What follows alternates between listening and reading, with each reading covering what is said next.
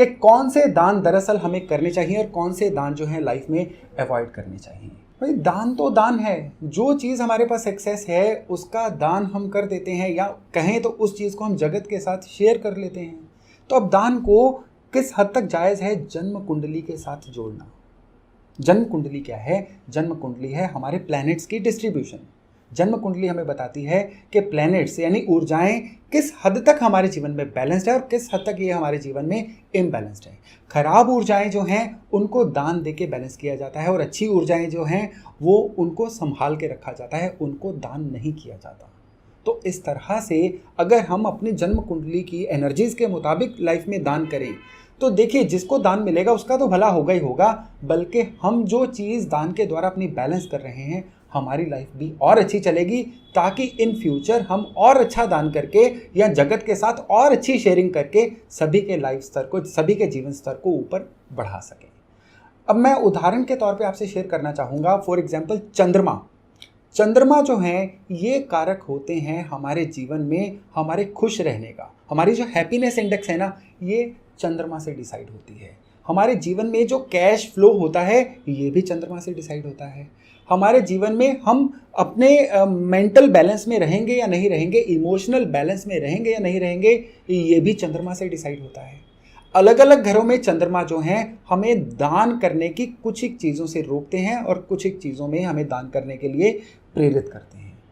अनाथ बच्चों के लिए एजुकेशन का प्रबंध करना कितना पुण्य का काम है, लेकिन यही अगर चंद्रमा किसी के 12वें घर में हो जाए और वो इंसान अनाथ बच्चों, यतीम बच्चों के लिए एजुकेशन का प्रबंध कर दे, तो उसके अपने बच्चों की एजुकेशन जो है ख़त्म होने की नौबत आ जाती है। उसके जीवन में इस तरह से अड़चनें आती हैं कि उसको पता भी नहीं चलता ये हो क्या रहा है।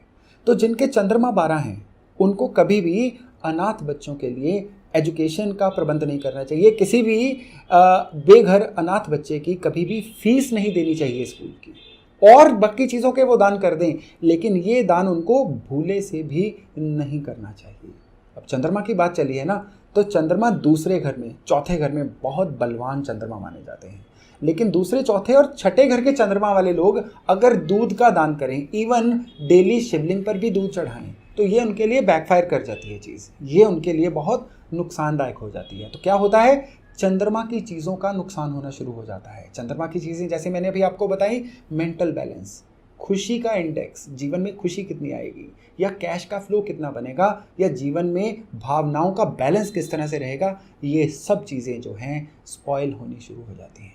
चंद्रमा दूसरे, चौथे, छठे में जिस तरह से मैंने आपको बताया कि दूध का दान करने से इंसान को नुकसान होते हैं, चंद्रमा चौथे घर में हों और बिल्कुल उसके उल्टे बृहस्पति 10वें घर में हों, ये लोग कभी भी किसी धर्म स्थान, मंदिर, मस्जिद, गुरुद्वारा इसके बनने में कोई सहायता करें, इनकी कंस्ट्रक्शन में किसी तरह से कोई योगदान पाएं, तो इनका अपना जो जीवन है ना वो आसमान से फर्श पर आ जाता है। इनकी सारी तरक्की जो है रुक जाती है, जीवन में किस्मत कनेक्शन जो है ना वो बिल्कुल कट हो जाता है। तो चौथे में चंद्रमा हो, 10वें में बृहस्पति हो, इनको कभी भी किसी भी धर्म स्थान की कंस्ट्रक्शन में ना पर्ची कटवानी चाहिए, ना योगदान पाना चाहिए, ना ही वहाँ जाके किसी तरह की कोई भी वो सेवा वगैरह करनी चाहिए।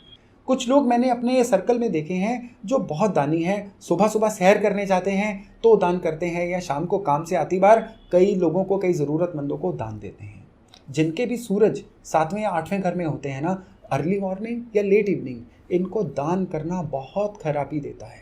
फिर इनको पता ही नहीं चलता कि इनके जीवन में कष्ट आ कहाँ से रहे हैं, कई जगहों से कष्ट आने शुरू हो जाते हैं। यानी जिनके भी सूर्य 7वें या 8वें घर में होंगे उनको कभी भी जीवन में अर्ली मॉर्निंग या इवनिंग, इन समयों पर कोई भी दान नहीं करना चाहिए। अगर ये दान ब्रॉड डे लाइट में, दोपहर के समय करें, तो इनकी लाइफ में बहुत बैलेंस आने शुरू हो जाते हैं, जीवन जो है खुशनुमा होना शुरू हो जाता है। ठीक इसी तरह से जिनके शनि 8वें घर में होते हैं ना, वो ना तो किसी भी जगह पे ऐसा अरेंजमेंट करवाएं जिसमें लोग रह सकें, यानी रैन बसेरा ना बनवाएं, किसी सराय, धर्मशाला, मंदिर, इन चीज़ों के बनाने में कोई कंट्रीब्यूशन ना दें, क्योंकि अगर ये उनमें कंट्रीब्यूशन देंगे तो ये लोग खुद भी बेघर हो सकते हैं। तो ये तो थी धर्म कर्म की बातें।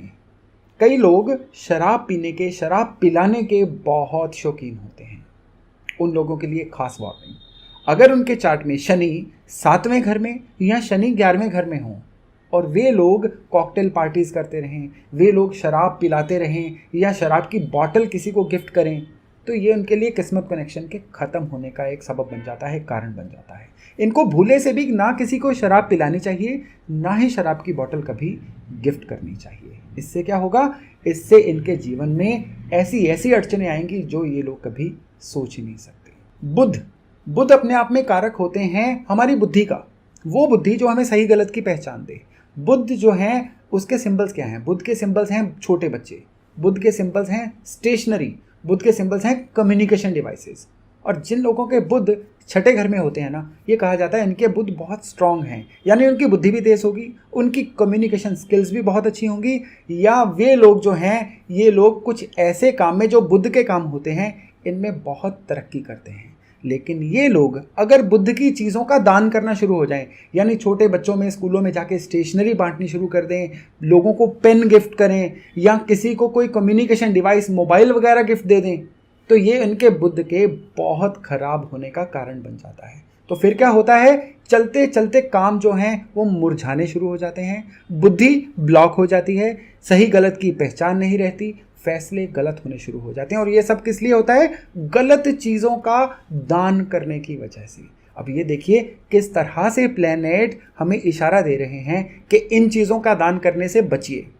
अपने पुराने कपड़े किसी को दान करना, अपने पुराने कपड़े नीडी लोगों को दे देना एक बहुत पुण्य का काम माना जाता है, और हम सभी लोग मोर और लेस इस काम को करते हैं। लेकिन किसी के भी शुक्र या गुरु 7वें घर में हो और वो अपने पुराने कपड़े एवं किसी को दे दें, तो ये जो है उनके लिए किस्मत कनेक्शन के खराब होने का कारण बनता है।